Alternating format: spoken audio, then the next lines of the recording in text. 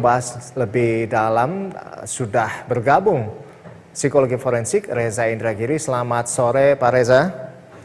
Ya Pak Reza, ini usai memeriksa psikologi ayah korban, polisi juga memanggil Tamara atau ibu korban ya untuk selanjutnya diperiksa. Nah, apa yang ingin digali kepolisian dari pemeriksaan psikologi kedua orang tua korban sebetulnya? Saya tidak tahu sejujurnya, karena yang saya pahami ketika dilakukan pemeriksaan psikologi forensik, bukan klinis ya, ketika dilakukan atau diselenggarakan pemeriksaan psikologi forensik, maka ada 3 hal yang barangkali ingin dieksplorasi. Pertama, istilahnya adalah fitness to stand trial. Apakah terperiksa ini dalam kondisi sehat, dalam pengertian dalam kondisi waras, akal pikirannya berlangsung secara baik, sehingga memungkinkan ada tanya jawab yang wajar antara terperiksa dengan penyidik. Sebaliknya, kalau yang bersangkutan dianggap unfit alias tidak sehat, bahkan mungkin tidak waras, maka praktis akan mendatangkan kompleksitas bagi berlangsungnya proses pemeriksaan. Itu yang pertama. Yang kedua adalah memeriksa competence to stand trial, yaitu betapapun terperiksa adalah orang awam, namun sedikit banyak dia harus memahami proses hukum apa yang sedang dia lalui, apa sesungguhnya tugas polisi, apa beda antara penyidikan dan penyelidikan, apa konsekuensi status yang berubah dari terduga menjadi tersangka, saksi, dan seterusnya. Ini adalah competence to stand trial, yaitu derajat pengetahuan minimal tentang hukum yang perlu diketahui oleh seseorang yang akan menjadi proses hukum. Itu yang kedua. Yang ketiga adalah mencoba memahami tentang tingkah laku dan proses mental terkait dengan peristiwa itu, kejahatan itu sendiri.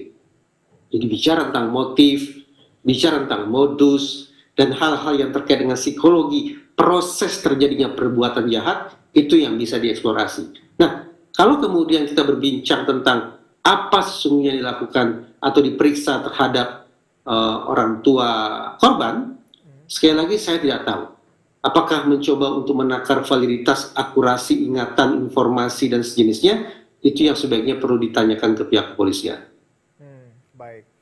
Tersangka ini sudah ditetapkan polisi, kemudian 2 orang tuanya diperiksa psikologinya. Apakah ada kecurigaan kepolisian dengan kemungkinan ada tersangka lain begitu, atau hanya pure ingin mengetahui sosok korban dan mendalami motif pembunuhan begitu, Pak?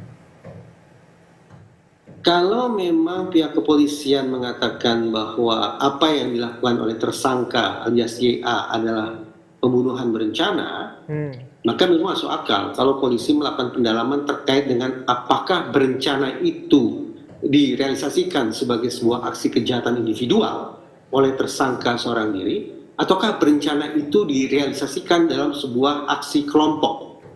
Kalau dalam sebuah aksi kelompok, maka kita bisa bayangkan polisi akan melakukan penyisiran siapa yang berkedudukan sebagai eksekutor, misalnya YA, yaitu pihak yang secara langsung melakukan viktimisasi terhadap korbannya.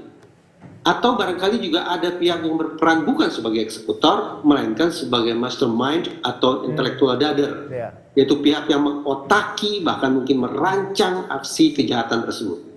Mungkin pula ada pihak yang selanjutnya adalah orang yang fasilitasi, entah itu menyediakan dana, menyediakan kendaraan, menyediakan instrumen kejahatan, menyediakan informasi, atau bentuk-bentuk fasilitas lainnya demi terselenggaranya aksi kejahatan tersebut. Dan yang keempat, adakah pihak yang berperan untuk membangun exit plan? Kira-kira apa skenario hukum yang akan dibangun?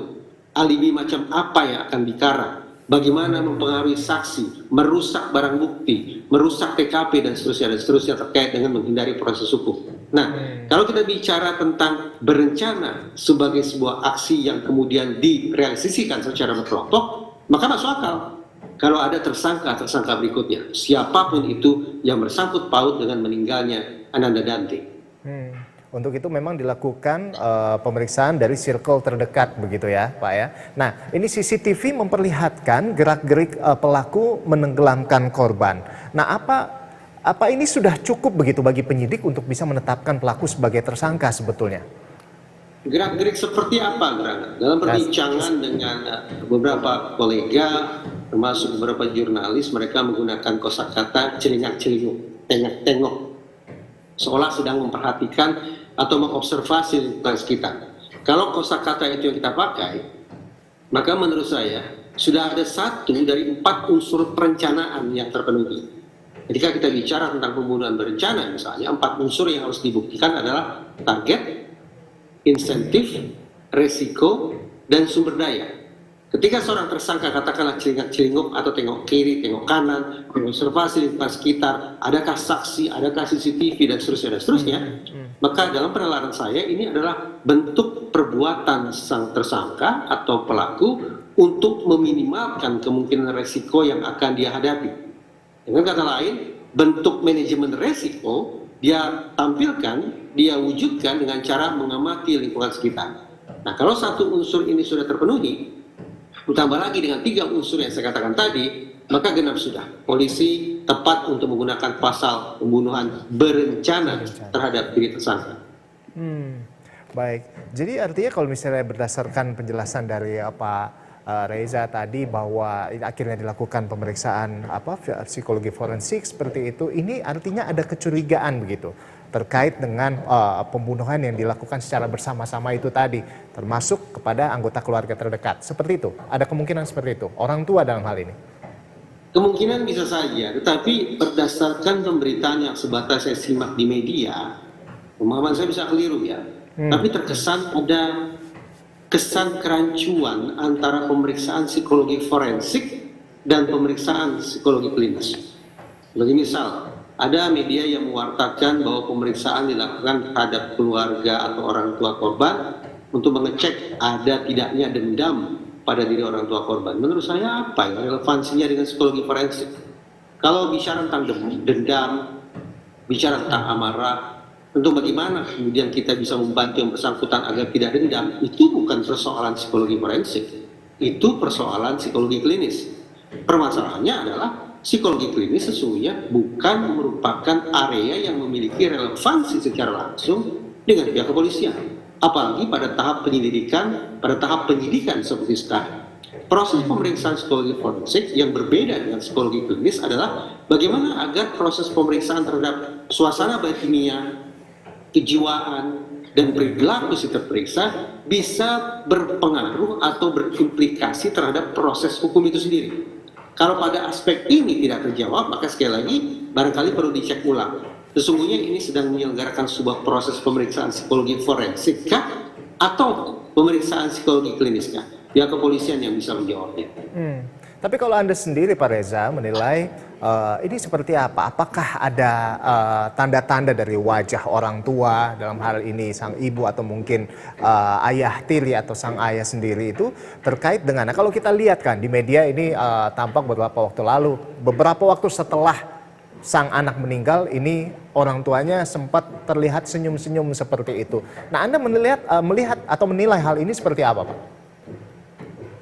Saya membayangkan bahwa masyarakat awam pun pada dasarnya mencoba membangun profil atau melakukan profiling terhadap pihak-pihak yang dianggap memiliki relevansi dengan kasus ini. Termasuk, tak bisa dipungkiri, yaitu orang tua korban sendiri.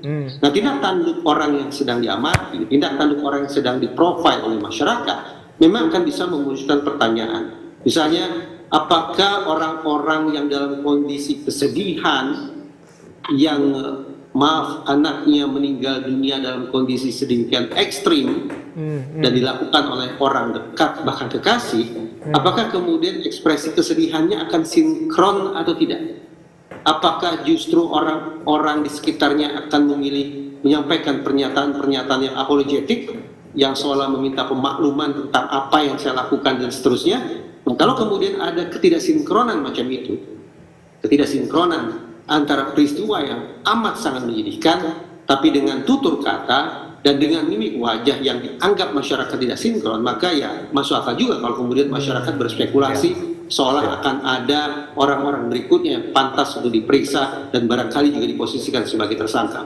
Saya tidak mau berspekulasi terlalu jauh ke sana, tapi saya pikir polisi patut juga untuk membaca barangkali ekspektasi atau cara masyarakat membaca kasus ini agar kemudian harapan publik akan keadilan itu juga bisa direalisasikan semaksimal mungkin. Baik, jadi artinya memang ini ya sah-sah aja begitu ya, dan juga ini make sense jika artinya masyarakat juga bisa menilai seperti itu begitu.